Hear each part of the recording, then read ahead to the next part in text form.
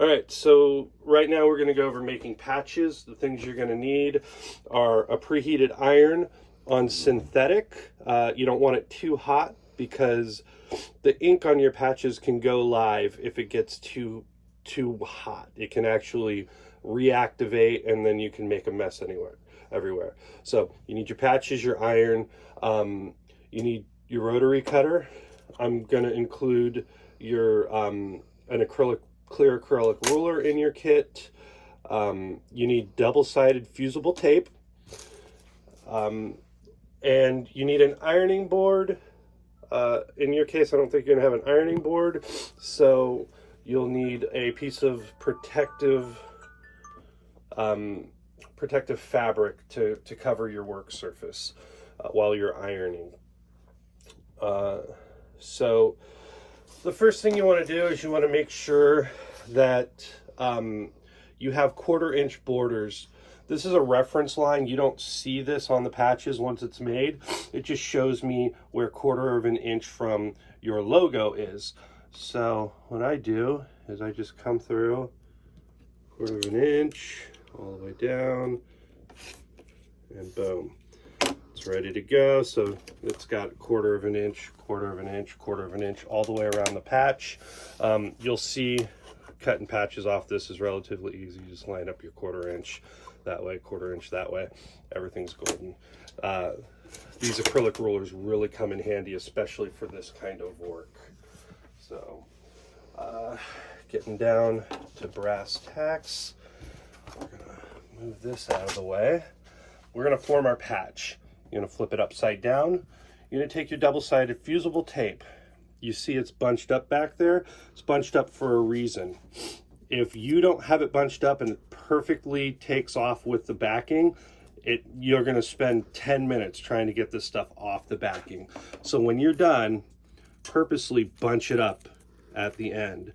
And what I do to make that more likely is I kind of estimate where that line is there, and I pull it off, creating an imperfect surface here. And I can get back in there, grab another piece, and I'm doing the same thing to the bottom side, estimating just about where that line is, pulling it off, creating my imperfect surface, my imperfect edge back there, and bunching it over so next time I use it, it just comes right off.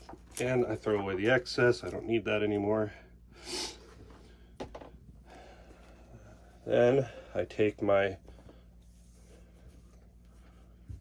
ironing surface and I find my line, I fold it over, and boom. Do it again. Good. Do it one more time here on that side. And that side here. So it's ready to go. That's what your patch is looking like. We have one more step we have to do here. Actually, 2 more. I forgot about this. You take your iron and you want to get on the edge there. Just enough to make it nice and sharp.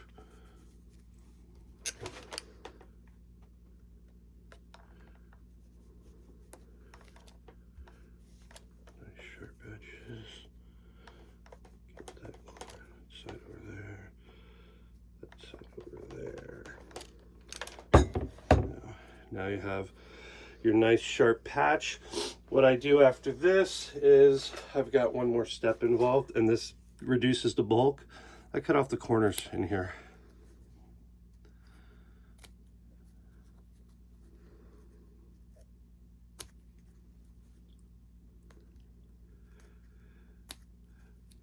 Back when I first started, I would take some spray adhesive and I'd just spray the back of this and then I'd stick it on. But I've since learned that you don't need to do that step.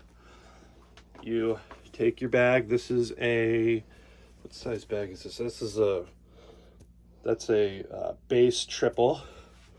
So I predetermined the bottom and top. So this will be my bottom. I get my acrylic guy again, and I am looking for 1 inch from the side and 1 inch from the bottom. That's going to be my corner. I come in 2 inches, just so I have a reference point to make this nice and straight. The nice thing about this fusible tape is it is also pressure activated. So we pop it down. It's at 1 inch by 1. Oh, it needs to come up just a smidge. There we go. 1 inch by 1 inch. Boom. Give it a little press, finger press, and it's on there good enough to just sew it down. So it's ready to go. It goes in the finish pile as far as this step's concerned, and then we'll sew it down in a couple more steps.